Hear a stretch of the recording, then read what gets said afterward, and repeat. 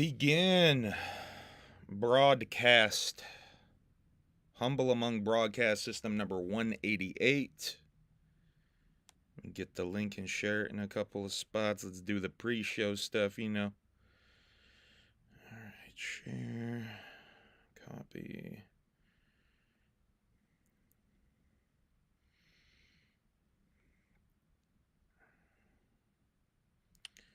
HABS 188 is live now. Join us here.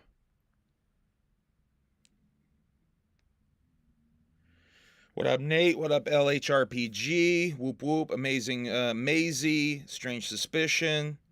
Waifu Wicked. Whoop whoop.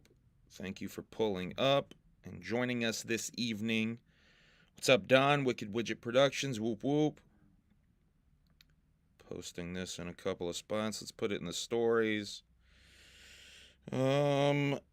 Excuse me. HABS 188 is live now.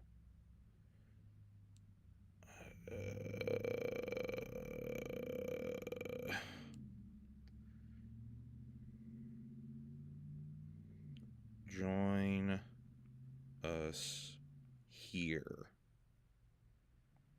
Okay, if you guys would like to share the link out, go ahead. If you don't want to share it out, don't do it. Whatever you do. If you don't feel like sharing the link, do not share the link. You don't want to know what's going to happen if you share that link when you didn't want to. It's like the monkey paw. It's like the monkey paw. You're going to be fucking cursed if you share this link and you didn't want to share the link. Cursed. All right, I'm going to do a little pre-show stuff. How's everybody doing tonight? I am 5 years sober from alcohol, so I am going to cut a little bit of a promo. I'm going to brag to you about that for a little bit. But for real, I do want to cut a little promo about being 5 years sober because, yeah, I got a couple of things to say. But first, let me roll a blunt so I can get fucked up on the other thing I'm addicted to. Alcohol. Sober from alcohol. See that little non-drinking symbol up in the thumbnail I created? Alcohol. I mean, I guess I can just go ahead and...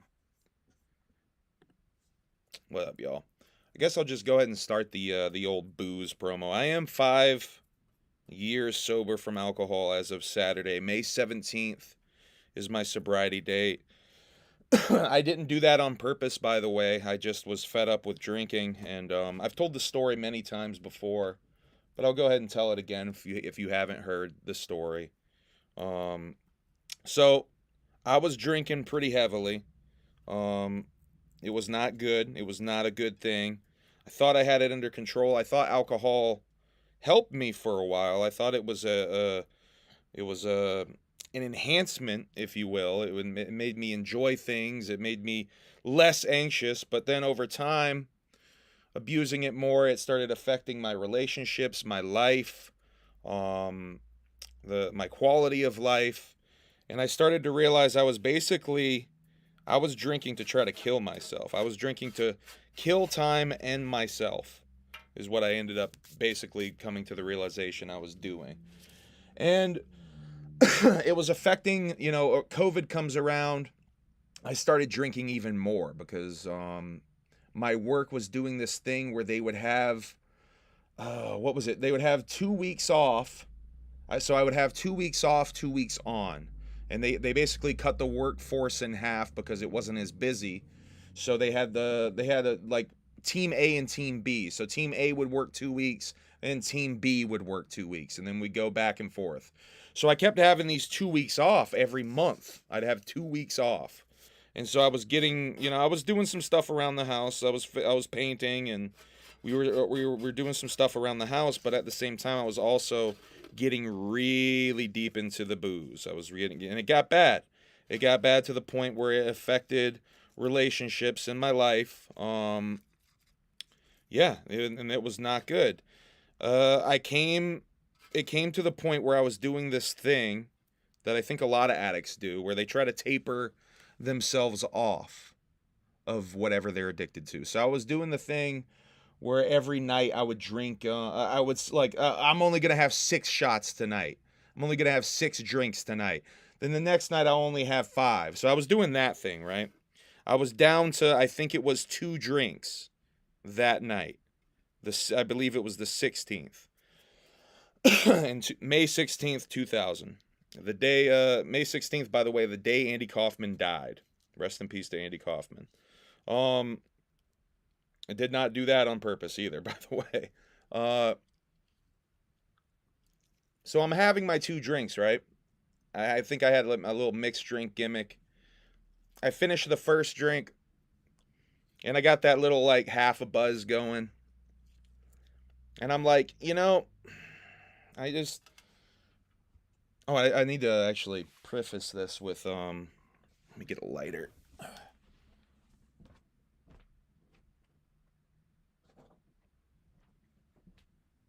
So also that night, because I was cutting down, oh shit, thanks for the $5 super chat. Congrats, homie. 5 years sober is a huge accomplishment.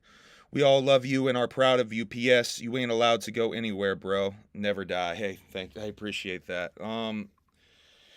It was, I don't want to get all like somber and shit, but it was getting really bad before I quit the booze. My thoughts of ending myself were probably at an all-time high. I almost did a couple of times, straight up, holding a gun in my hand type beat. Not to get really dark, but that happened. That happened. So I came really close to, pulling the trigger, quite literally, and hitting that delete button, quite literally. But I didn't do that.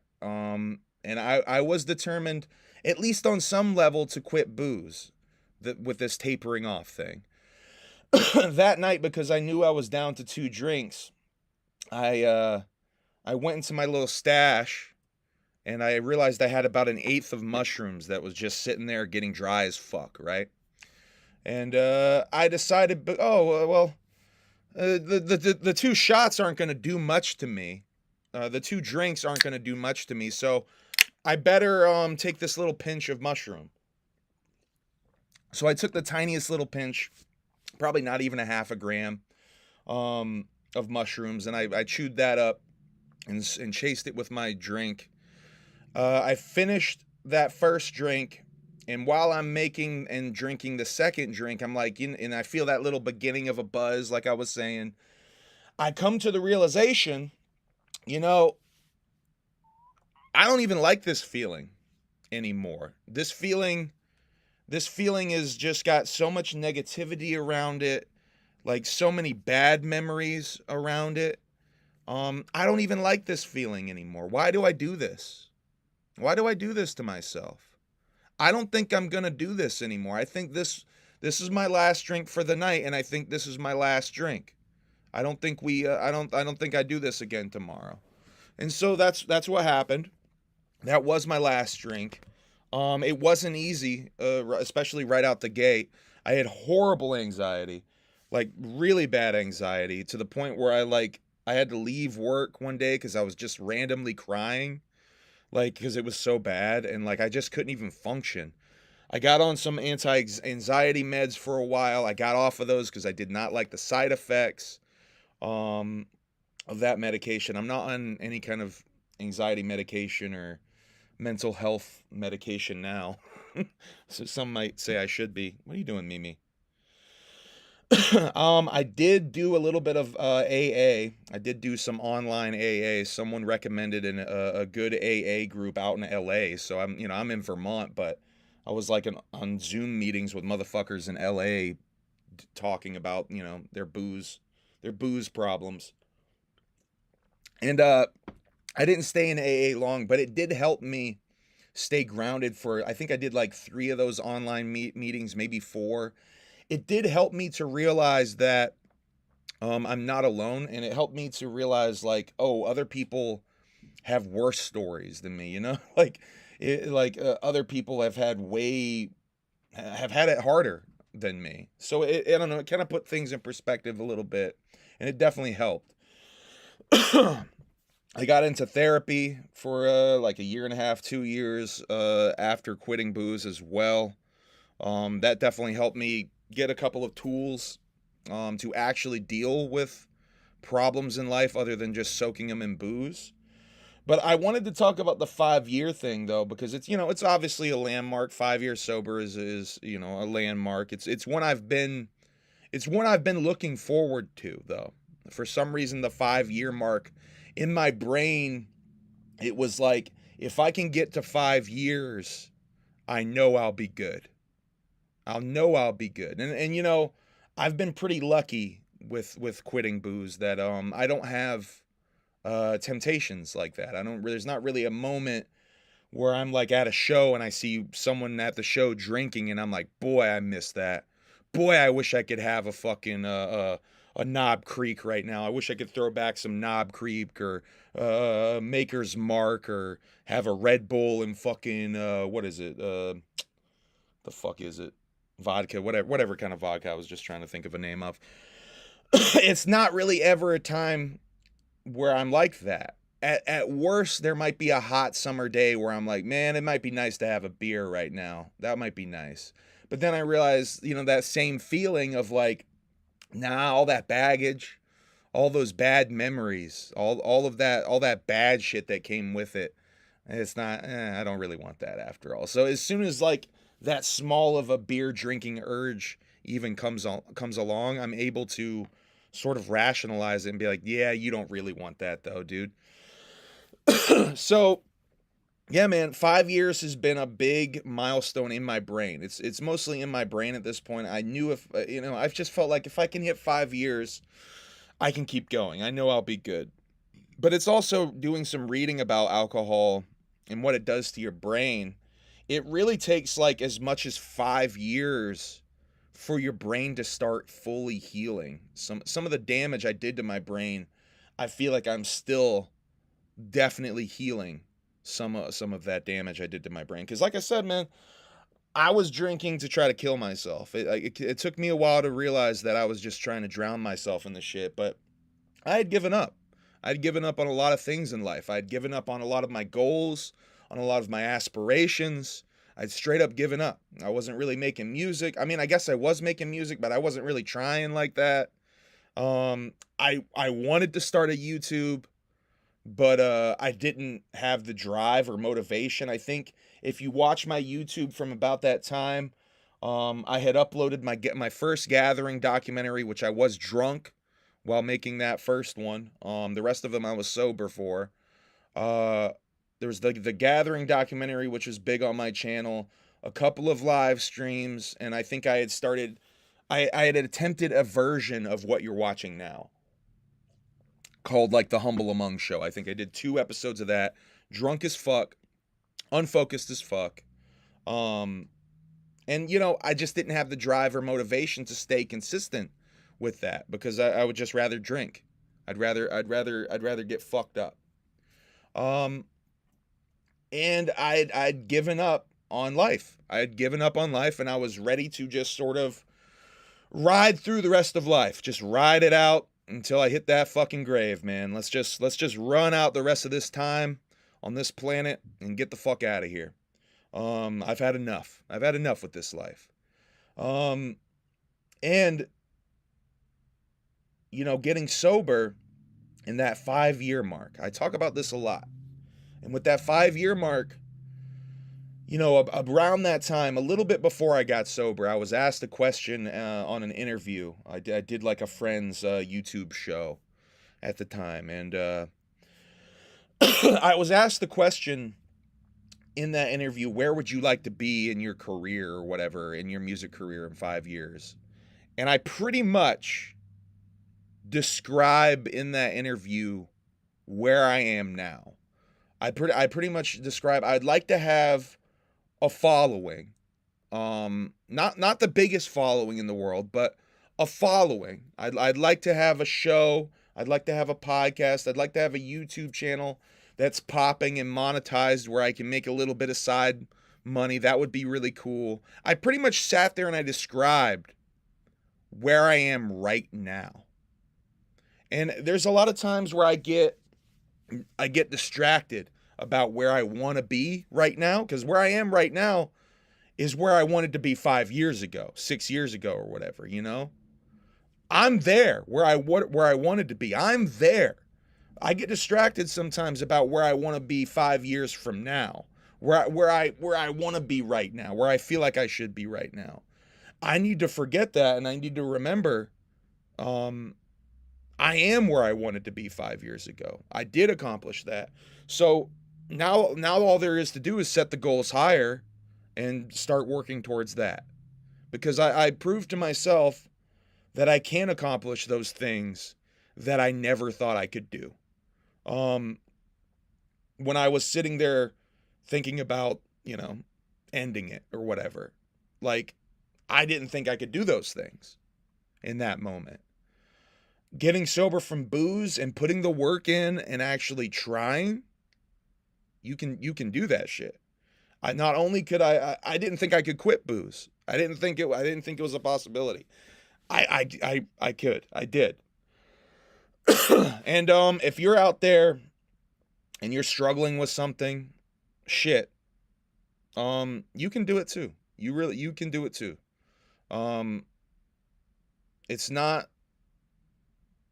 It might not seem like something that's even possible to you in the moment, but trust me, if you put your mind to it and you're ready to do it, you can do it. But you got to be ready. That's the most important part. You got to be ready. Because if you're not ready, then it's not going to happen. It's not going to happen. It's like anything with the whole manifest destiny thing, with the whole, The Secret, whatever you want to call it. It's like anything, like with that. You have to be truly ready to accept your fate, I guess, if you want to call it that. LHRPG, shout out to Tony for 2 years sober. Yeah. It's been 2 years for me with no alcohol. Shouts out to Tony for real. Keep going, homie. Yeah, I don't know what else to say. I feel like I touched on all of the things I wanted to touch on. 5 years though. And I am at the spot where I wanted to be. I didn't even think I could be. I'm at that spot. So if there's something you want to do, let's also take it the other side of this coin. If there's something you feel like you can't do, just try it. Because honestly, you're never going to know if you don't at least try. And the worst thing that can happen is you do a bad version of what you think you could do. And then the next time you can do it better and you can learn.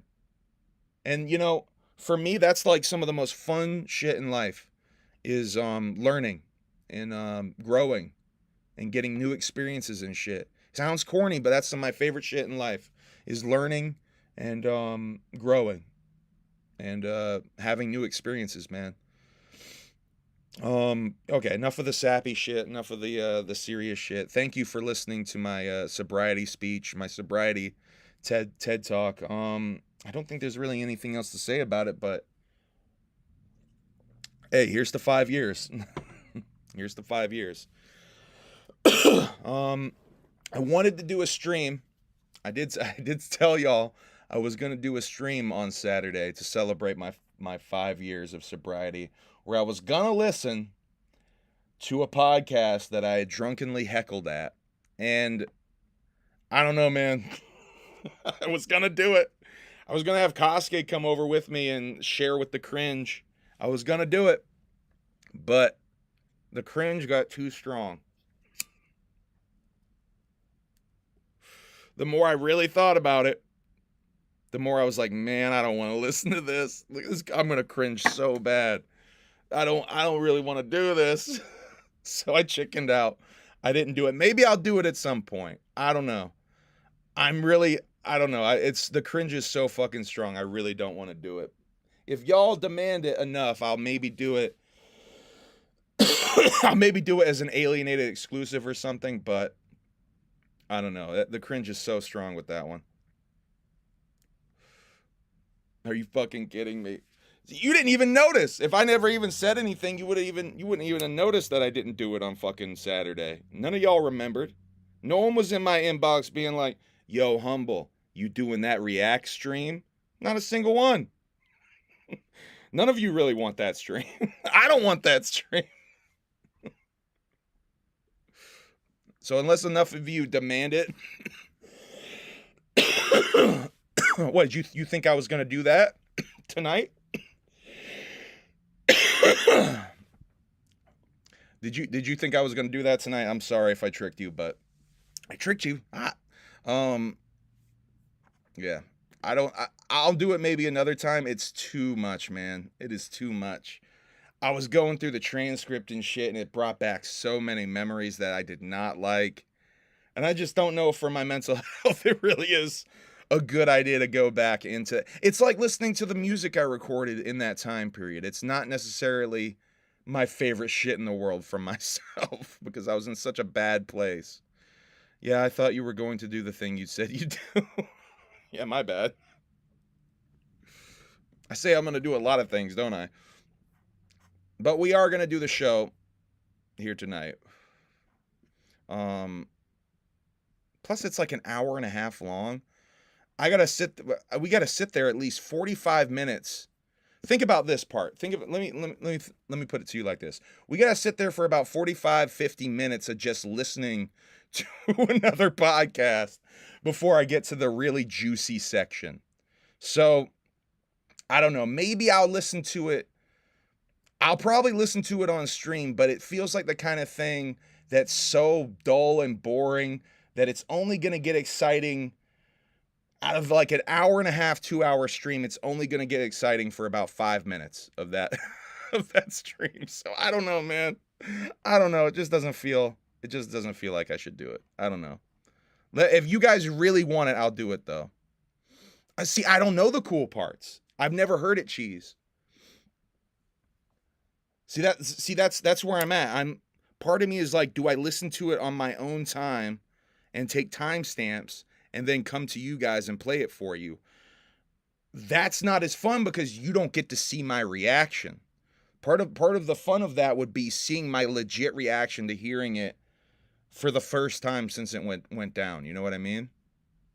Rest in peace, promises. I didn't promise shit. I didn't say You know what I did do, though? You know what I did deliver on, God damn it. Motherfuckers want to bust my balls. I did give you the public version of A Juggalo Goes to Lost Lands, because I know how many of you were beating down my DMs for that, too, huh? Friggin' audience. You give and you give and you give. They take and they take and they take. All right. But yeah, Juggalo Goes to Lost Lands is up now. Thank you, everybody who tuned into the 3-hour-long premiere gimmick that I did while I was at work. Yeah, I think we converted Cheese House. Cheese just said that was surprisingly interesting. I think Cheese is now a fan of some dubstep. Probably not all dubstep, but some dubstep. Yeah, check it out if you guys want to see how the Lost Lands Festival is set up. If you want to see the drug tunnel, I uploaded that as its own video, by the way. If you want to see the crater, what the crater stage set looked like, go check that out. I uploaded some clips too, some singular clips as well to make it easier for you to find.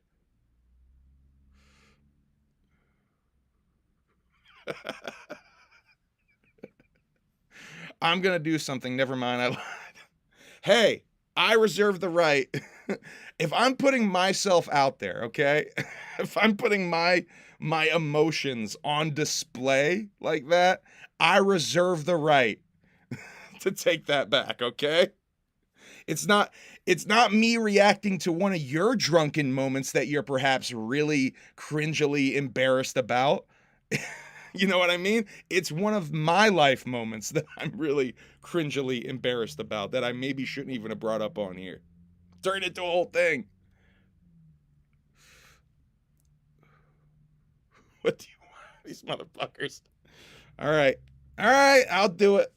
God damn it. You'll guilt me into doing it. But I'm going to do it on Twitch. All right? I'm going to do it on Twitch. I'm not doing it on here. Maybe if something good comes of it, something funny comes of it, I'll fucking edit it. I'll fucking edit the damn thing, and I'll drop it as its own clip over here. I'm trying to edit some of these. I'll do the thing, damn it, okay? You you and Dungeon guilted me into doing it, all right? Not right now. We gotta finish. We gotta finish this. We gotta finish this. I'll do it. I will try to do it this week, okay? Okay? I gotta do a Twitch stream anyway. I'm like way behind on Twitch. Wait, you want to do it now? You want to do it now? An hour and a half. When I'm trying to do this quick, and I'm already a half hour into this one. Well, get Twitch, damn it. Also, LHRPG, the Twitch streams I'm doing, I'm trying to download and re-upload for the Alienated. So right now, any of you Alienated motherfuckers, I just uploaded the stream that I did where I watched the MSI video and like an hour-long recap, beef recap of Cage Kennels / Weatherman versus Apathy, Self-Titled, and Esoteric / Demigods. And boy, is that fucking interesting. I really enjoyed the beef video.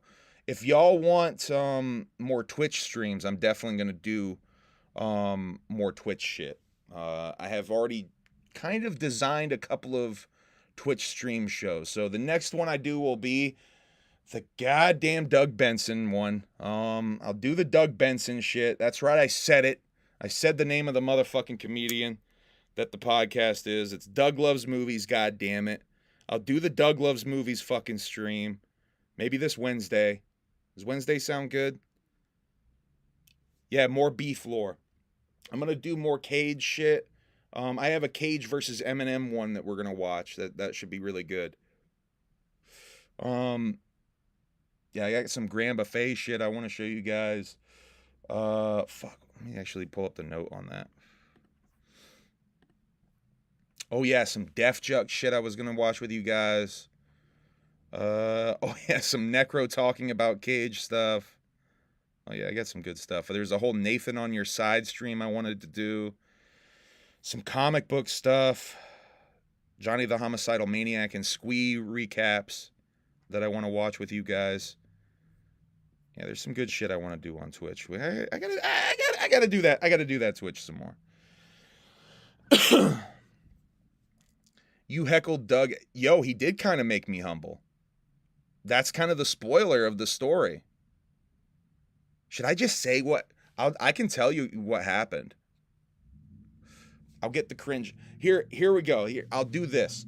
Seeing as you guys are busting my balls, I'll tell you the whole story. So that way, when it happens, you guys will know what to expect. All right? Deal? Deal? So I went to a taping of Doug Loves Movies. All right? It was like over 10 years ago. This is a while ago. But maybe about 10 years ago. I forget the actual date. And it was in Boston. Probably shouldn't even say that. Might be saying too much. And I got really drunk. I got really drunk before the show. And I heckled. Now, someone in the audience had given donuts, Dunkin' Donuts, to Doug on stage. And so the comedians on stage were eating the Dunkin'. They were giving some donuts into the crowd. Basically, they started throwing donuts to people in the crowd because someone in the back was like, I want a donut. So they throw a donut, and so there's donuts flying. And someone gets hit in the face with a stray donut. And I'm drunk, so I just start laughing at that because I thought that was hilarious that someone got hit in the face with a donut. And I just start really, and this is my memory of it, I start over and over saying in the face. And like I was a broken robot or something. Like, in the face! That was like my catchphrase all of a sudden. I was a 90s sitcom character for some fucking reason who just broke and started saying his catchphrase over and over again. So it got to the point where Doug comes to the edge of the stage, and I'm pretty close. I'm pretty close to the stage. I'm like 2 rows back, 2 tables back from the stage. And Doug very nonchalantly, very lazily throws a donut in my face. And it bounces very lazily and glazily off of my face. And holy fuck, did my face turn red. Not from the goddamn glaze on the donut, but from embarrassment, y'all. And I tried to enjoy the rest of the show, but I'd be lying if I said I wasn't just stewing in my own drunken embarrassment after that point. And I knew it was my fault. I had asked for it. I literally asked for it, and I got what I wanted in the face. I got it in the face. And yeah, this shit's recorded. Unless they edited that shit out of the show, that shit's probably in the show. And I have not heard it since it went down because, I mean, it literally, like, turned me off of listening to that podcast. That's how much cringe, that's how much cringe came out of that moment for me. It literally turned me off into listening to that podcast because, like, it would just be a flashback of those memories. I love this man's honesty and his donut catcher. That's what I'm calling Almost Face now. Thank you, dog. Thank you. Hey, I will. Hey, what's up? We got to run in. You have to go. Don't tell me you had to go next door. Oh, I see. You got to get more sody pop for the sody cake. She's, Emily's baking a cola cake right now. Chocolate cola cake. But she kind of botched one of the cakes, so. She said, is that our girlfriend? She said yes. She said yes. Yeah, speaking of Duncan, yeah. All right. I guess I'll start the rest of the show proper now, I suppose. There, so that's the story. So, and that's the thing. Like, we'd have to listen to like 45, 50 minutes plus before we get to that moment. And then it's like we hear that moment, and I don't even know if you can hear me on the thing because I'm in the crowd. I'm assuming you can probably hear me. And then we just stew in the rest of the episode, I guess. No, the show hasn't started yet. No, we're still in pre-show. This has been all pre-show. This is all promo and pre-show. We're not even really into the show yet. I might not even do the show tonight. This might just be an all pre-show show. What do you think of that? I might just do the gimmick where I kill time for a while after I drop a fake Shaggy show news story. You could just tell this silly story and then play the clip and move on emotionally. I mean, I think I gotta stream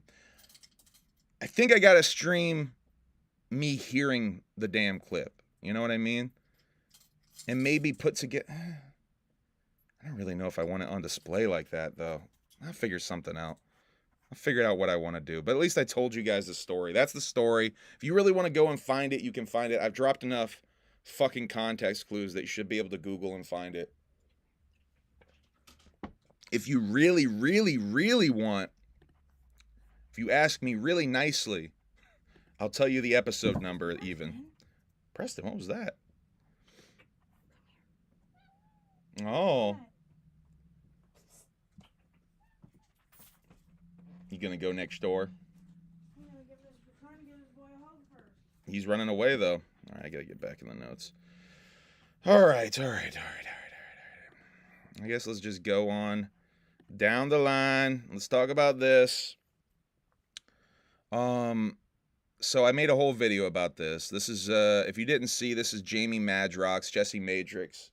He posted, I don't know what you would call this, a cry for sympathy.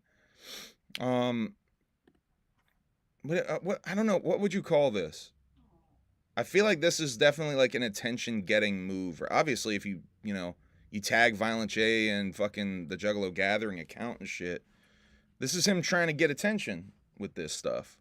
So someone commented, "Legend man, hope to see you at the gathering of the Juggalos, legends."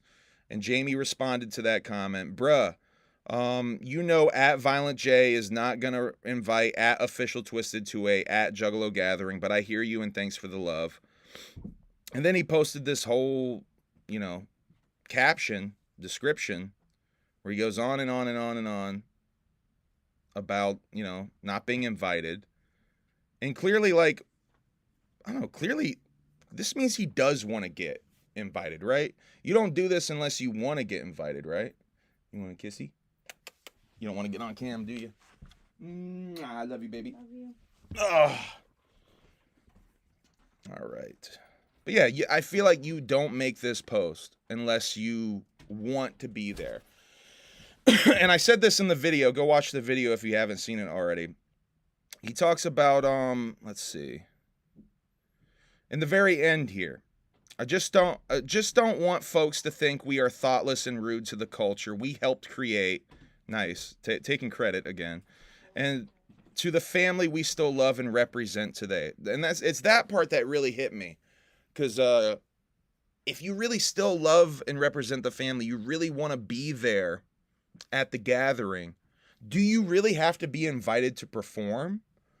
Do you really have to be invited to perform? Do you have to be invited to perform? I see artists who are pretty big in the scene who show up to the gathering every year. Hex went. Yeah, even Hex went. Hex wasn't invited to perform. Hex went last year. Scum. We see Scum at the gathering every year, whether he's playing or not. Love you, baby. Get in the house, Steven. Steven's doing it again. Get in the house. Doing the routine. But Get in the house. if they really want to gather, they should pull up. And you know, I am saying that, I'll admit, I'm saying that a bit tongue-in-cheek. I'm saying that being a little bit of a stinker. I know what I'm saying when I say that. Because here's the thing. They don't really want to pull up like that. I'm saying that to highlight the fact that they wouldn't pull up just for the love like that. That's why I'm saying that. And I think that's maybe lost on some people. I think people are thinking that I'm that naive that I don't know that there's a reason why they don't pull up. I know why. I know why. They wouldn't exactly be fully welcome by a lot of folks. They would get a lot of shit from a lot of folks, but I'm sure there'd be a lot of love too. and I say all of this to really highlight that they wouldn't pull up. That it really isn't about the love. They have to be invited, they have to be paid. Don't forget that their last appearances at the gathering of the Juggalos were done in exchange for masters to their records. They were demanding the rights back to their records.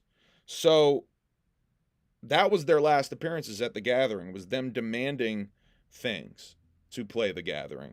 Now they're making posts on Instagram that are basically crying for sympathy that they weren't invited to the gathering. And we're not going to gather.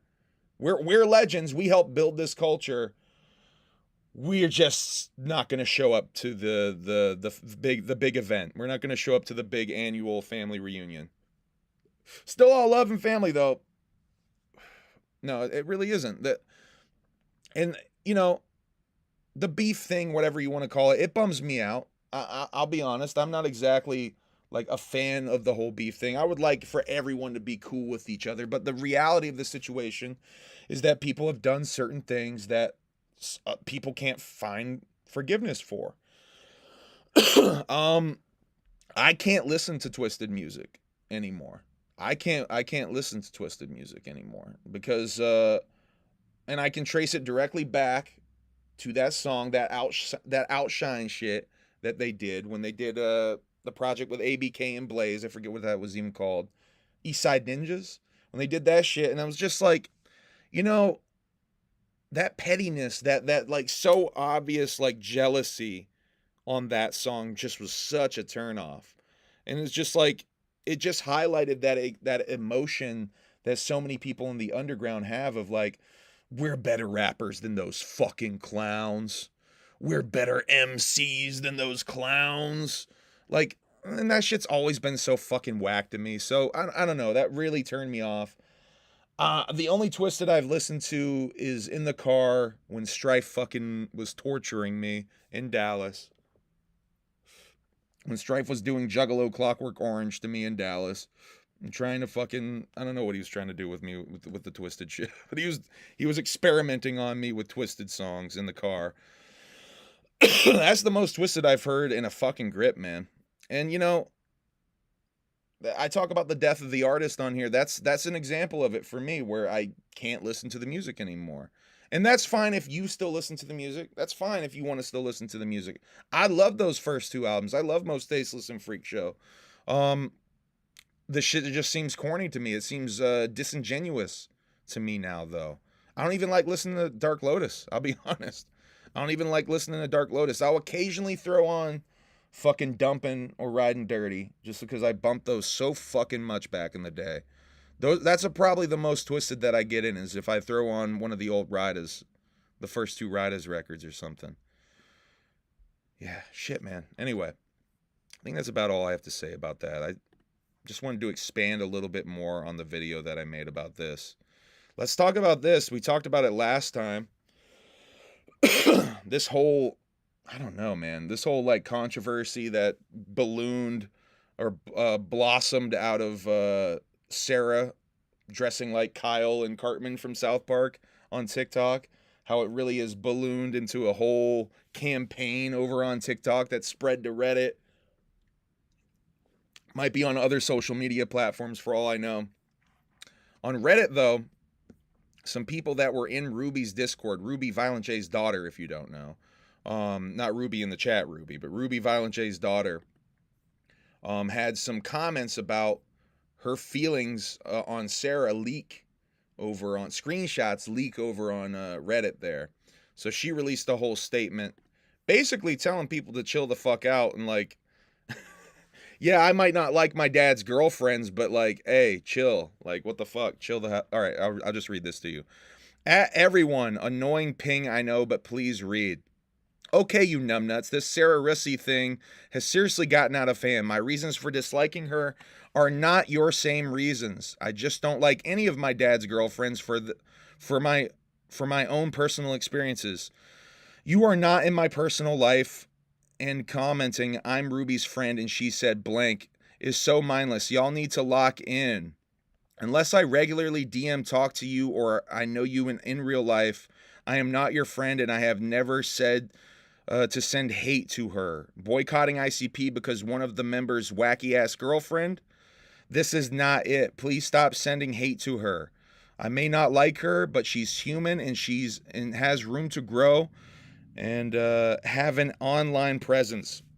Stop claiming I sent y'all out on a hate train. Okay, thanks. Also, if you try and perpetuate any of this in my server, you're immediately getting kicked. So yeah, Ruby coming out and making a statement because a lot of this stuff getting crazily blown out of hand. Joe, shouts out to Joe with the $9.99 super chat. Congrats on your sobriety. Also, a kid not liking their step parent is not surprising. And I think she went on to say, you know, she doesn't like any. I think she said there she doesn't like any of her dad's girlfriends. So yeah, kids not liking their parents' girlfriends is definitely not surprising.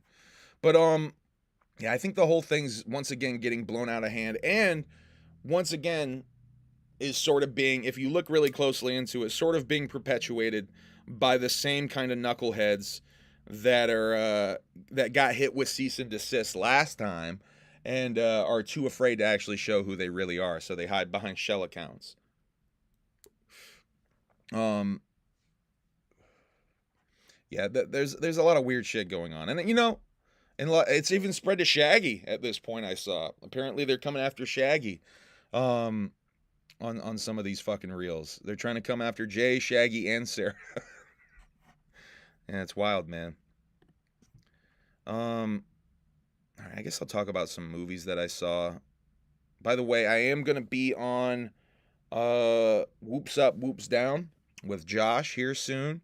We got to talk about Toxic Avenger 2 and the Toxic Avenger musical that he saw. I was supposed to record that this weekend, but this week got insanely crazy. I've been working overtime at work. There's a couple of videos I felt like I had to fucking make this week. That Jamie thing being one, but I also did a video about Andy Kaufman Go check that out.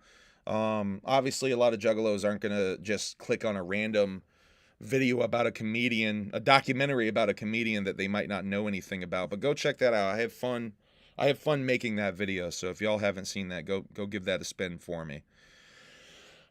In the meantime, when I wasn't watching Toxic Avenger 2, which is what I should have been watching to get ready for Josh's show, I did watch a couple of things. I finally sat down and I watched Sean Baker's Honora, which won best picture Oscar, won the award for best picture this year, and I liked it. I liked it. It's like 2.5 hours, so it's a little intimidating for me to get into a movie that's over 2 hours long. But I liked it. It went by really fast. Sean's other movies I really fuck with, so it was good. It's like I've heard people compare it to Pretty Woman, Cinderella. To me, it feels a little bit like The Big Lebowski meets Uncut Gems. That's kind of the vibe that I got from Honora. If you're looking for a vibe, check on the movie. I also watched Tom Segura's Netflix series Bad Thoughts, which if you're looking for a vibe check on this is like a comedic Black Mirror meets Twilight Zone type beat. Check that out if you're looking to laugh at some darkly funny shit, because I liked Bad Thoughts a lot. And this is coming someone who kind of has fallen off the Tom Segura bandwagon, the Tom Segura train, if you will, with all of his I don't know, rich ranting, his showing his classism cards quite a bit. Yeah. Go check that out, because I have not been a Tom Segura fan for a minute, and this kind of won me back. Bad Thoughts was really dope. Some of those sketches are really fucking funny. Dropping in to congratulate you, homie. 5 years is huge. Me and my wife are 3 years clean of alcohol. Congratulations to you, Aaron, and your wifey. And thank you. I appreciate that. I also finally finished, and I don't know why it took me so long. Actually, I do know why it took me so long, because I didn't like it the first time I started it. Jay and Silent Bob Reboot. The Jay and Silent Bob sequel / reboot remake meta film that Kevin Smith did before Clerks 3. Yeah, it is before Clerks 3, because I think Randall's supposed to be still alive in the opening of it, even though Randall's not even in the movie at all. He's referenced in the movie. Yeah, I liked it a lot more watching it this time when I gave it a second shot. When I opened my mind to it sort of being like a tribute to all of Kevin's work, sort of being like a shout out to all of Kevin's work throughout his whole career, I ended up enjoying it a lot more, and just like not focusing on Jason Mewes' questionable acting skills as much, because Jason probably, and I love Jason Mewes to death, man, don't get me wrong, but Jason probably tanks that movie harder than, oh yeah, Chris Jericho, dog, Aaron, you're right. I so fucking didn't know Chris Jericho was in that. So when, I don't want to spoil it, when Chris Jericho's cameo is revealed, I got a good chuckle out of that. Shouts out to Chris Jericho in the movie too. Yeah, good pull on that, Aaron. I forgot about Chris Jericho in there. But yeah, they even have that one dude from that Fanboys movie, which I think is a Kevin written script, or he did punch up on that script or something. Even had that dude in the fucking flick for a second. Jay and Silent Bob Strike Back was already fan service. This is like moi layered love. It really is like a tribute to everything he does, and it's also, it's also sort of a story about his daughter. Like so many things he does in the latter part of his career, it's about the kid. Hey, thank you, Still Iller. Appreciate that. Let's talk. Oh wait, I got one more thing to talk about before we get into some alien shit. The Rehearsals season 2 episode 5 premiered last night. I don't know if there's 6 episodes in this season, so it might be the last episode. But this one was a little bit light, I feel like. As far as, I think that's only because there's been so much batshit fucking crazy things happening every episode in this season. Like literally wig flipping. Like literally my fucking wig did a backflip with the baby Sully thing. I think this one comes off as feeling light. Or like it went by really fast, this episode. Even though Nathan might do one of the more despicable things in this episode he's ever done. Even maybe I'm honestly surprised I haven't seen more backlash about this. It might be even more reprehensible than the children's stuff he did last season, where he got a lot of fucking hit. That is referenced in what he does in this episode, but I think he might get himself in a lot of trouble for this. I don't want to say too much. He takes on a charitable cause for autism as a sole means to get access to a politician to shoehorn in his real concern, which is aviation safety. I know I sound really insane saying all of what I just said, but I swear to God, that's what that episode is about. And I think him, man, I don't know. I think him getting behind the autism cause as a sole means to get to this politician could come off really scummy. I don't know, man. I mean, I'm not trying to cancel dude or whatever, but I think it could come off really scummy. I think the episode is hilarious. Probably one of the hardest moments I've laughed in the whole season is him denying being autistic, if you will. All right, I've already said too much. Watch The Rehearsal season 2. All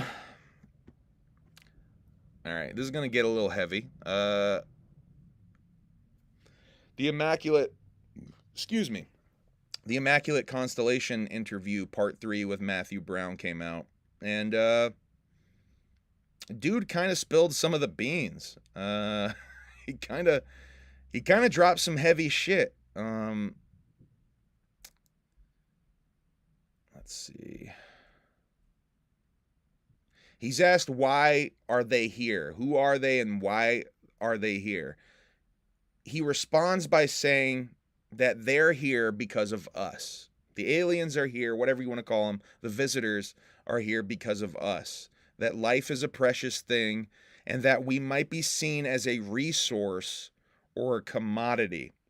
And then he uses the word entertainment. He says maybe entertainment, which that has me really tripped out, that we might be used as a form of entertainment. Now, it's also referenced that we maybe live in a prison, that they've been here a long time, that they live here, and that we live in a dream. We live in a very carefully constructed reality where we have the illusion of freedom, but there's no real freedom. He says it's like the Matrix, but much more boring than the movie, is how he describes the reality that we live in. Now, incredibly depressing stuff. It has me wondering, though, watching this interview, it had me wondering, going back to this whole idea of the dark secret, the big, deep, dark secret that they keep talking about in UFO lore, the thing that made Jimmy Carter cry. That thing that made Jimmy Carter cry when he got to be president, and he asked, what's the deal with UFOs? And they told him, and allegedly he cried because Jimmy Carter is a deeply religious man. Could that be it? Could it be that we're living in some sort of carefully constructed reality, that we are sort of play acting for these motherfuckers? Is all of society a carefully not saying that it's like the simulation or whatever, that all of this, these houses, these jobs, these cars, these roads, all of this, you know what I mean? This life, this human life that we live, all of this is carefully constructed and not by humans. That's what I think the deep dark secret is. I think all of society, I think all of this has been carefully constructed. For what though? The guy also talks about science, how we are purposely taught incorrect science to distract us, to keep us left behind from our true potential, our true freedom. I don't know, man. It's just some heavy stonery thoughts I've been on lately. Let's see. 9 Inch Nails has a music festival coming out called Future Ruins. I'm just gonna bounce right out of that into this music shit now. Called Future Ruins. That's an all composer music festival. If you don't know, Trent has gotten super in to the movie composing game lately. Most of Trent's work over the last 10 years really has been composing music for movies. He's doing a whole festival with movie composers. So that's interesting. I want to show you guys this insane drone footage from System of a Down show in Brazil, I think. Yeah, System of a Down in Brazil. I don't know if y'all saw this, but this shit is fucking crazy.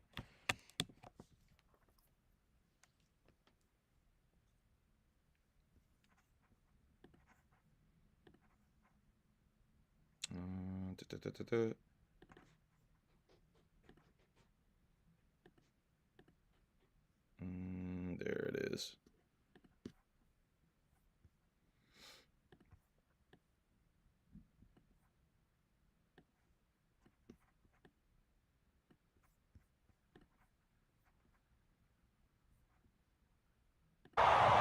If you notice, we don't have pyro on the stage. But our fans bring the fucking fire! Back there, over here! I said over there! Right there! Stop staring! I want to see you spinning around, round, round, round, around, round, round, round, around, everybody spinning around, round, round, round, around, round, round, round, around, round, round, round, around, come on, motherfucker!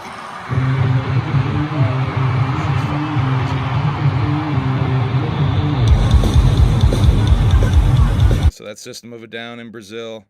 Some really crazy footage I just had to share with y'all. All right. I think we're on track. I wanted to promote Grim the Kid's new project, The Outlands, coming out. I got a track on there. I wanted to promote as well Mikey Sears' new album, which is coming out soon. I got a track on there. Anubis. I said to Clockwork Key last time that I would promote their tour that is currently going on now. Those little stinkers, Clockwork Key. So they did a promo video over on the Facebook there, right? We're right in the beginning of the promo. They said we send butt pictures to Humble Among. That's one of, and you know, Kyle was in here in the chat last time talking about sending butt pictures to my DMs. That was cap. Kyle said sent no butt pictures to my DMs. There was only one Clockwork E fan who sent a butt picture to my DMs, and he could not frame his butt picture properly. So you got like a little bit of the top fleshy area of his ass crack. So he didn't even frame his shit right. So, yeah, there you go, Clockwork Key. You got my attention. There you go. There you go. All right. Ouija Mac announced another Summer in Hell tour with Sinister going on. What is that? June into July type beat. Basically going throughout the Midwest a little bit into the south, a little bit into the west. Not really hitting the East Coast hardly at all, though. Maybe Atlanta's the most East Coast of this. Those Florida dates, still, that's kind of the South, though, huh? Not really hitting East Coast at all. I mean, another Summer in Hell tour. Chlorine, Ouija Mac's new project, is coming out Friday? Dropped another single this past Friday called Never That. ICP is on tour now. I think there's even more shit sold out than here. Now on the opening night of the ICP tour, I guess they dedicated the show / Pass Me By to Sabu on the opening night of the tour in Cleveland. They did do Rockville, I think, yesterday. Was it yesterday they did Rockville, I think? Now, kicking off tomorrow is the second half of the tour. These are all the dates. Going forward, all of the dates will have JCW on the tour. I think as well as Ouija and Wacko. I think Ouija and Wacko are still on the tour as well. But JCW will be added to all the remaining dates of the ICP May tour. And then they're going on the road again in June for another 2-week run. All right. I did all the things. Oh, a couple more things.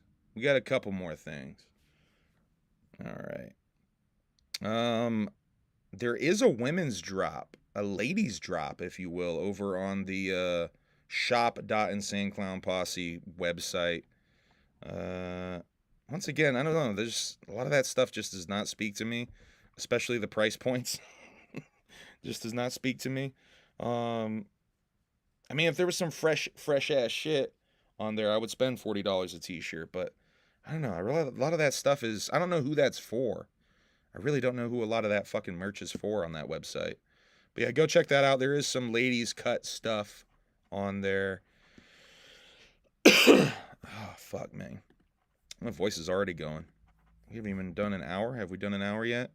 Yeah, just over an hour. My voice is already going.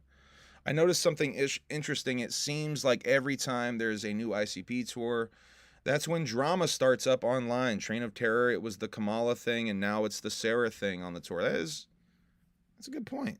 That's a good point. Yeah, but I think it was the Kamala thing was the 1-2 punch.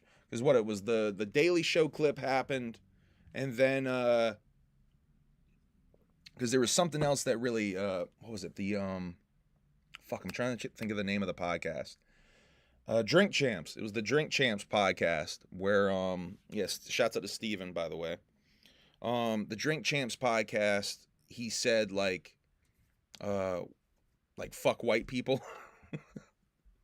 And so many like Trumpalo style juggalos were like, fuck white people, but I'm white. It got really offended. I'll say it too, fuck white people. I don't give a fuck.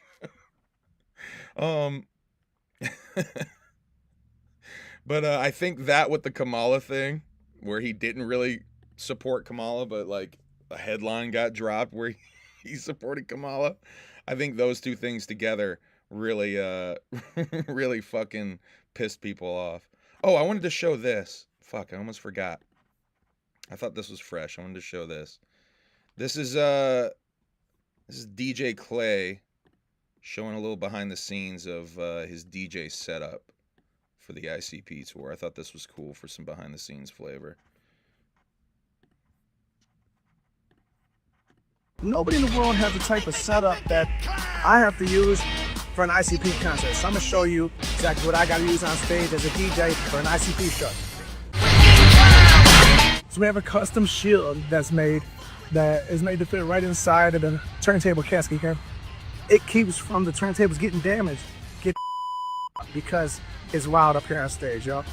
Can't show you what's behind all the curtains there. Can't show you that. I love running Serato. I love the way that the reins work and all that good stuff. So I have to also use this, which I keep stashed back here where I have another custom shield just for the laptop. So we had this little guy made. Cords go right to the sides. of this bad boy is. That's like a little house for the laptop. Damn. And then, oh, gotta keep the towel back here. Gotta keep the hands dry so they'll slide off the records. And we're ready to go. See you at showtime. I thought that was cool. Thought you guys might appreciate that. Why is he pointing so much? I don't know. Was he pointing a bunch? I didn't notice. Was he pointing a bunch? Chat. Was he pointing a bunch? All right, everybody. We're at the end of the show. There was no Bruce Brothers. There was no, because they're on tour. There's no Bruce Brothers podcast last week. There was no Shaggy Show Tuesday episode, but rejoice, because there was a Shaggy Show stream on Thursday from the road. And May 15th, 2025, they were in Alabama. I got notes. Don't worry. I know some of you were worried. Oh, shit. Is he going to wrap up the show early without wrapping up the Shaggy Show? Don't worry. I got you. I got you. Everyone's favorite part of the show. Let's go. Let's get into it. They left Manny behind, so there's no Manny on this tour. It's a day off show. It was a day off day. So they have a show in Mobile, Alabama tomorrow. Shaggy apologizes for no stream on Tuesday. That was his call. He went to the beach. He calls it the Gulf of America, and he had a dead jellyfish thrown on his chest where he got stung. Then he got stung while swimming too. He claims he did not pee on himself or no one else pissed on him, but he says he does know that it does not work when you pee on a jellyfish bite. Talks about the tour so far a little bit. Shaggy dedicates the stream to Sabu. After some jerk says something in the chat. I'll pull that up because that's a good moment. Fun on the road and have a great tour. Well, thank you. Thank you very much. And I will. We got How We Do It with the super chat. Rip Sabu, crack pipe on a stick in heaven. Ah, That is a that's real not jerk too thing nice to at all. say. No. By the way, speaking dick. of Sabu, this stream is dedicated to Sabu. I don't want to just bring him up in the RIPs. You know what I'm saying? That was the fucking homie. And shame on you for saying that, you jerk. But maybe true. But what do I know? But yeah, we lost a good one, man. You know what I'm saying? He just did his final retirement match and all that crazy barbed wire shit. You know what I'm saying? I couldn't believe when I seen that shit. But yeah, man, that really fucking hit home. You know what I'm saying? I was close with him. Known him for many, many, many years. Many fortnights. Many fortnights, yes. More fortnights than moons. You know what I mean?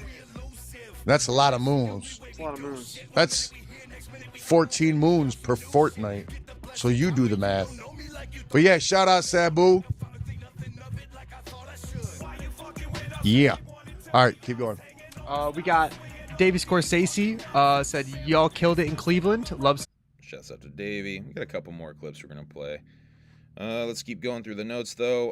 Aussie Juggalo apologizes for being a jerk last time, but still presses Shaggy about his Native American heritage. Shaggy says he's Cherokee and Polish, a.k.a. dumb, drunk, and he can't help that. They added Low from Fearless Fred Fury to the set list, which they don't do a lot of shit from fucking Fearless Fred. Low might be one of the only songs that they've ever done from Fearless Fred. Have they even done any other songs from Fearless Fred Fury? I was going to ask y'all because I can't remember if they ever even did Fury at a show that I was at. Fury would be the one I would think they would do. I don't think they did that What the Fuck song. I would be so surprised if they did that What the Fuck song. Maybe West Verner Avenue? Oh, wait. They did the final song. I know they did the final song. Fuck. Freedom. They've done Freedom before. At the Gathering in 2019. But yeah, they don't do a lot of songs from Fearless Fred, but I guess they added Low to the set list. Shaggy ran into Tim Young on the beach after going swimming, and he's going to get a tattoo from him. He ended up tattooing a Hatchet Man on Tim Young as well, I saw. Shaggy says he's going to get the Run DMC logo, but he questions where he should get it on his body. He's thinking about a tramp stamp. The Run DMC tramp stamp would be fucking wild. Shaggy shows his back to the chat, to the stream, to have them suggest a spot on his back, and the tramp stamp is wide open. So I'm really hoping Shaggy got the Run DMC logo tramp stamp on his back. Shaggy brags about having a new Hatchet Man and chain coming that he's getting. Shaggy gets a text that he's in trouble and he doesn't know why. There's some Diddy talk. Apparently Diddy's meat looks like a Tootsie Roll, according to courtroom testimony. Shaggy reads some courtroom testimony transcript about Diddy liking Cassie to rub other men's semen on his nipples. Shaggy says they found the Oak Island treasure. They Google it, and it does not seem that they found the Oak Island treasure. Tory Lanez got stabbed in jail talk 14 times. Tory Lanez got stabbed in jail 14 times for all of you keeping track at home. I saw some weird video about Meg stepping on a broken bottle getting out of the limo. What's up with that? Is there a weird conspiracy theory about that whole thing that I don't know about? Is there a conspiracy theory that Meg really wasn't shot and got fucking stepped on a broken bottle? Is that a thing? Is that a thing I don't know about? Let's see. Shaggy only plays with his nuts while in the recording booth and not while on stage. Oh, this is a good clip. A prank story from Shaggy 2 Dope. Prankster Shaggy 2 Dope. Unless Justin cut this fucking part out. Ah, good old Schmiel. Have you and Jay played tour pranks on each other? No, I mean, back in the day, not against each other, but we'd like fuck with the other buses. You know what I'm saying? Oh, you guys would team up. Yeah. All right, I got a question for y'all. Whose bus do you think this was? I have an answer who I think it was, but I'm asking you. Whose bus do you think this was? You guys would never... No. No. Hey, shouts out to Matt. I think the most ruthless shit we ever did. Well, I don't Matt, think we I gotta can get an say update this. going on here next time. This is back in looser speaking times, back in the 90s, Shouts out to God. Toto. when you could say words you can't Free say Tory. now. But we took like just a shit ton of our paint, and one of the other buses in white paint. It was a dark blue bus, and white paint is going on the whole side of the bus. We put we put the F-bomb mobile.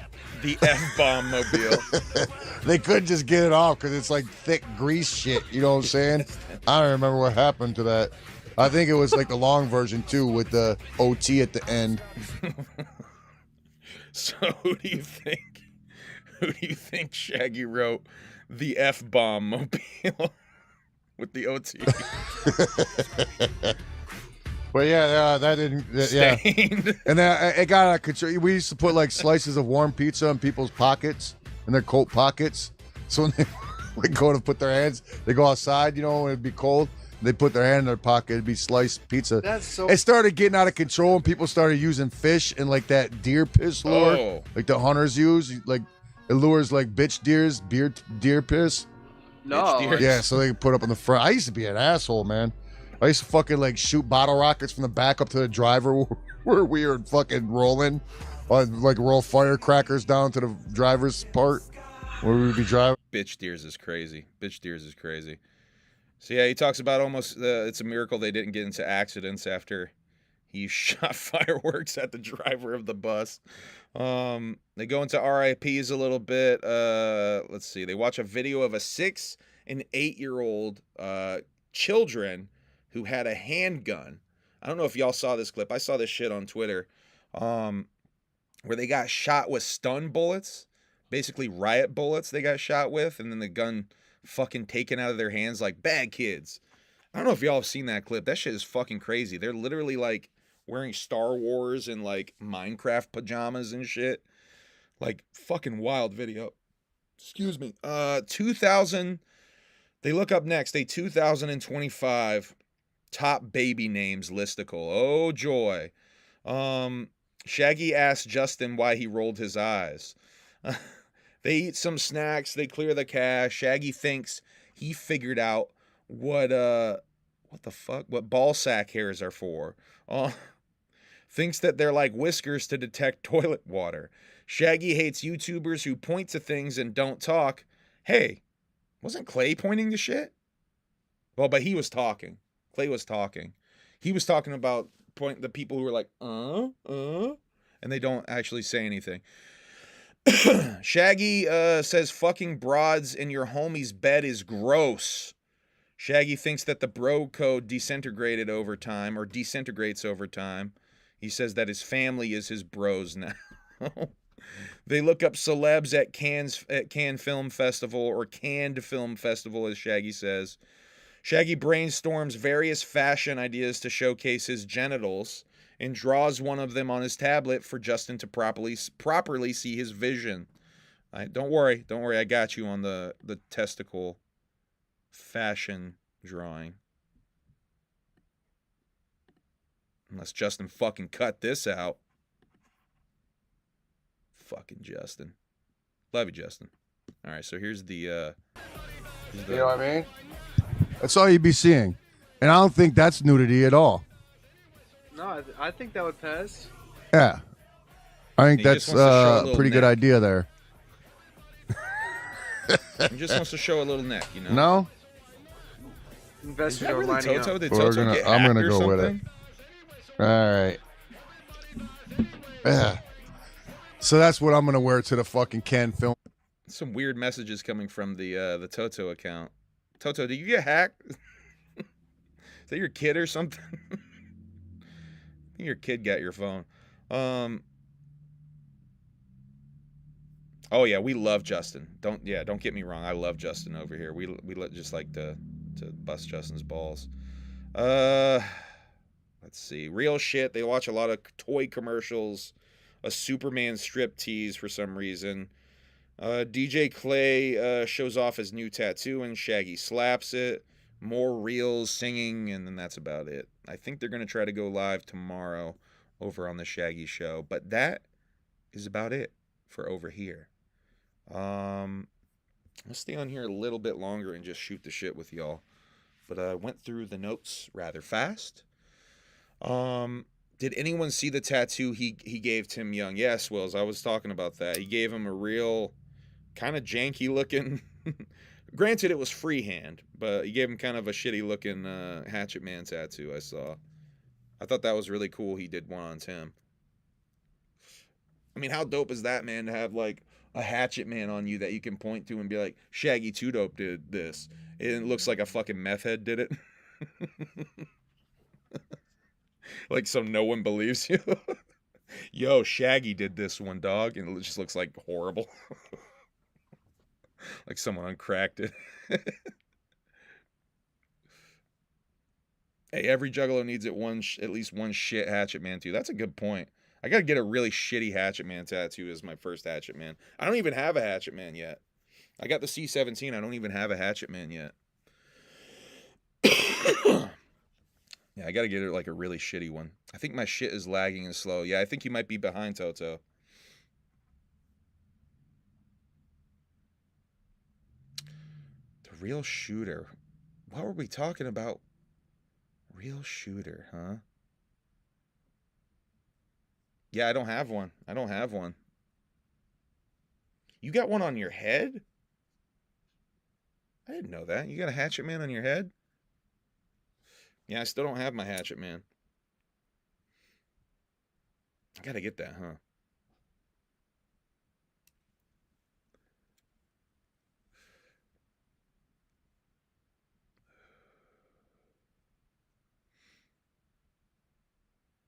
I have one on my face. See, that's fucking commitment right there. Getting the hatchet on your face is crazy. Ouija's is crazy to me because it's like, it's so tiny. Like the amount of detail to do it that tiny is like wildly impressive to me.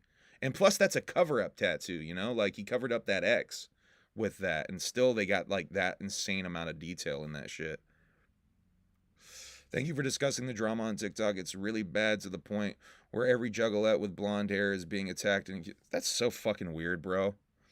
Yeah, I talked about it last time too because it was already getting to the point where I felt like it needed to be talked about. It's only gotten worse since the last time I talked about it.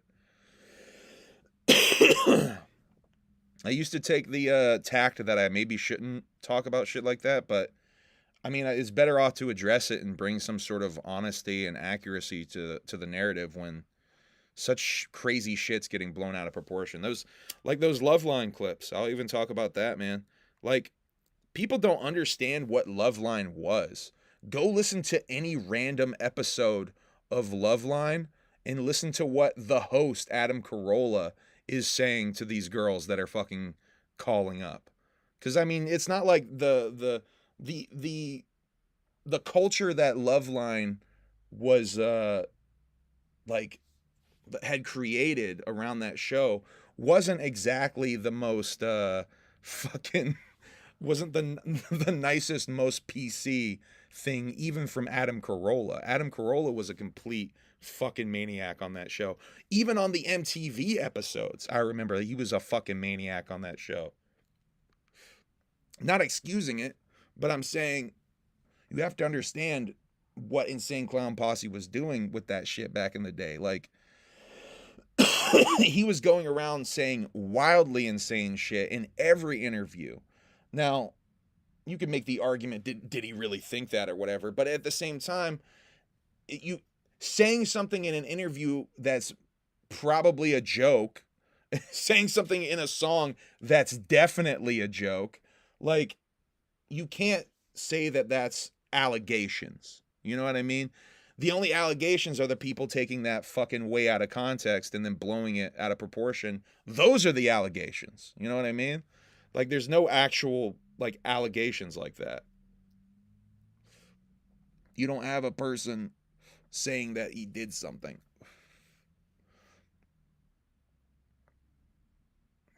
I don't know. That's just where I'm at with it. That's just where I'm at with it. A lot of people want to attack the Juggalo scene for various different reasons, though. It's been like that online forever. Juggalo Holocaust is probably still a thing.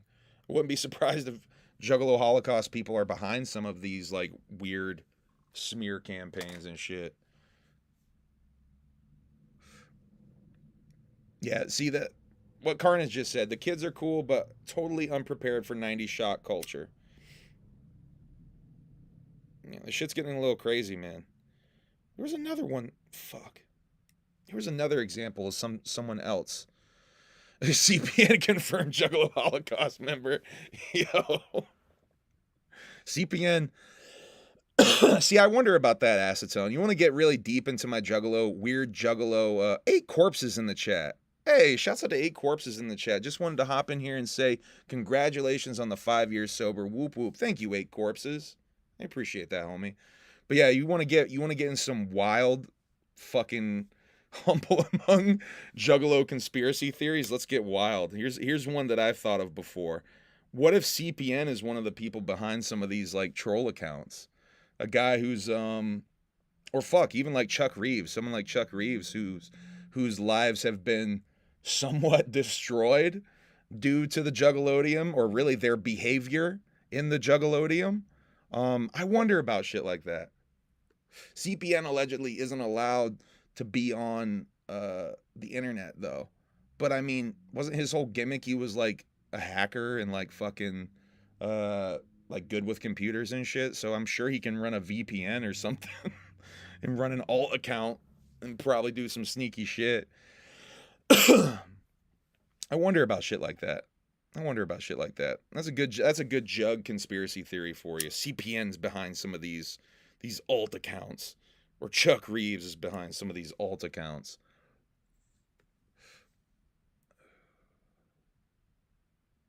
The problem is that kids are really vulnerable and they buy into narratives. Especially on this TikTok shit, man.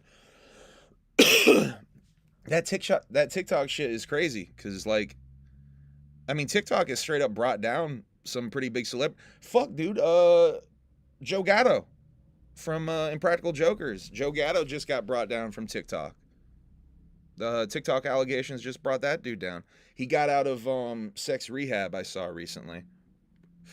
Joe Gatto out of sex rehab on vacation with his family.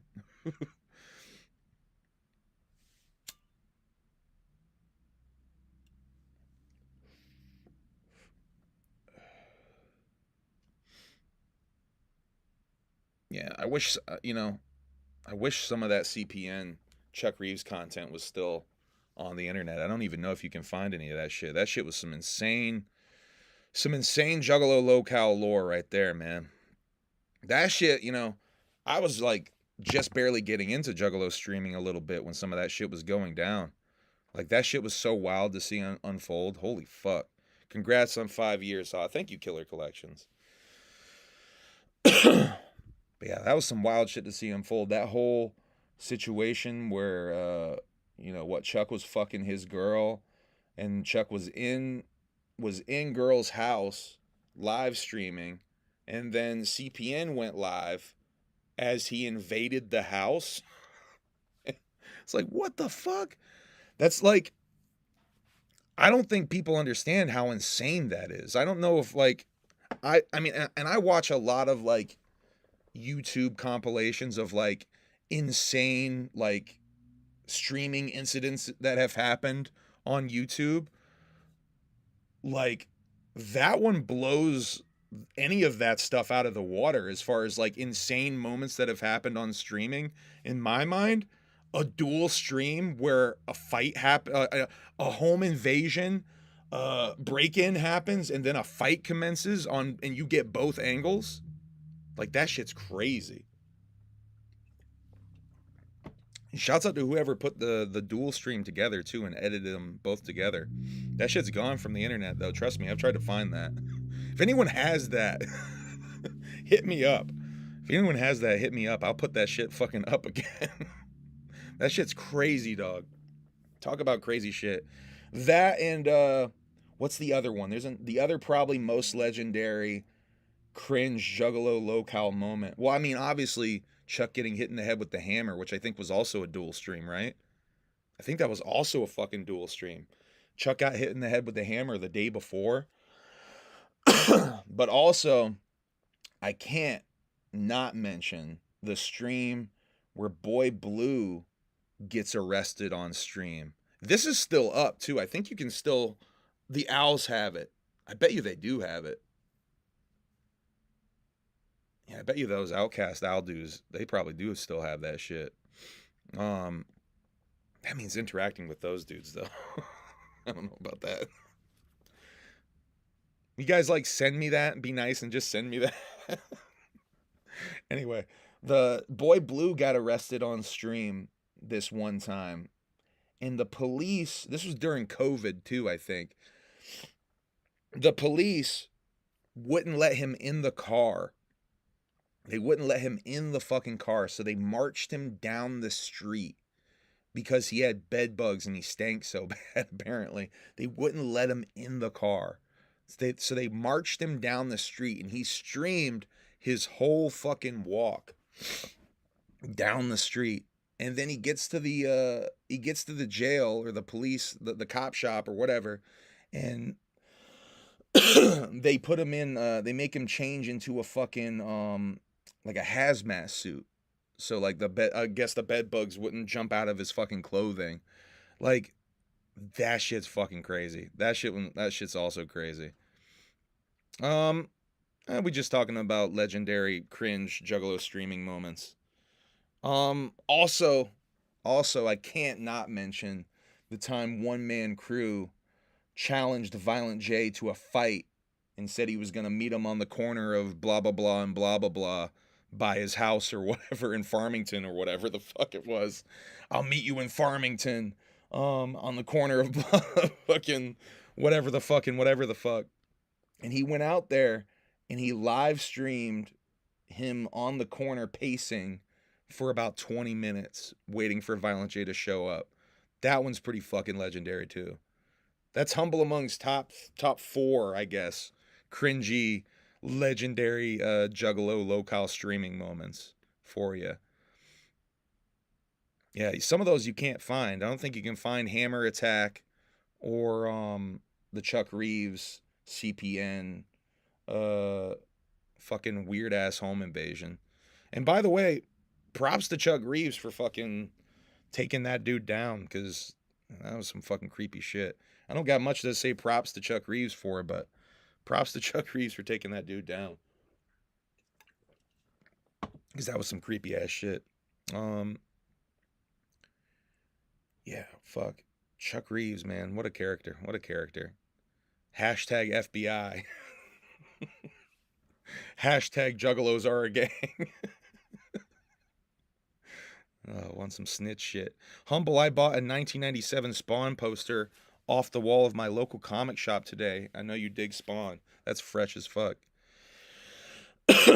Like Spawn the movie? Or is it like comic book Spawn? Bro, you should make one of those iceberg things, a Juggalo internet lore iceberg. I really should. I have another Juggalo iceberg video that did really well for me. See, I would need some fucking... I should just do like a top... I should just literally record a video of what I just did here. But I wish I had video of it, man. If I have video of the hammer thing and the fucking the dual stream, I would totally do... Oh, Crimson. Oh my God, that's the 5th one. Is there a specific King Crimson stream, though? It just have to be, like, all of King Crimson's streams. Yeah, King Crimson would have to be on that list, too, Joshua. Yeah. Yeah.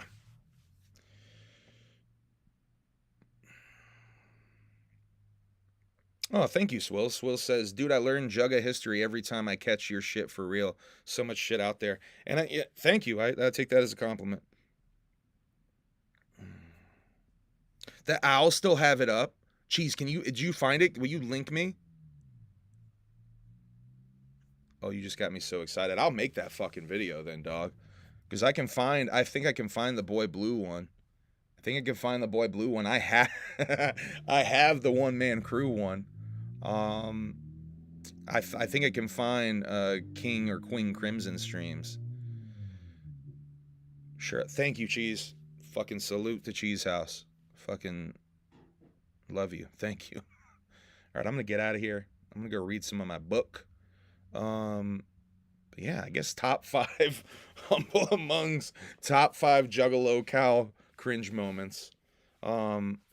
Maybe Bash's stream should be on there. Top 6. Bash's fucking Bash's goddamn what was it? What's the restaurant? Fuck, Cracker Barrel. Bash's Cracker Barrel meltdown. I don't even have that stream though.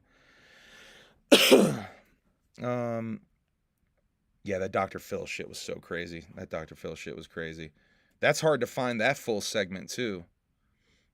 That might be a good excuse to fucking have that full segment in that video too, or at least an edited down version of that. See, now I'm cooking on a video idea, I think. All right, thank you guys for inspiring me to do a video. I think I just came up with a new video idea. Go watch Juggalo Goes to Lost Lands 2 Burn Ban. Public cut up now. A couple of clips that I put up.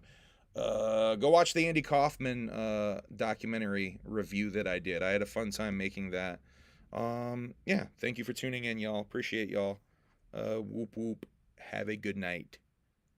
Please include... Yes, I will. It's wild you have Crimson merch. That's fucking wild. Thank you, Cheese. Thank you. All right, guys. Have a good night. Love you. End broadcast.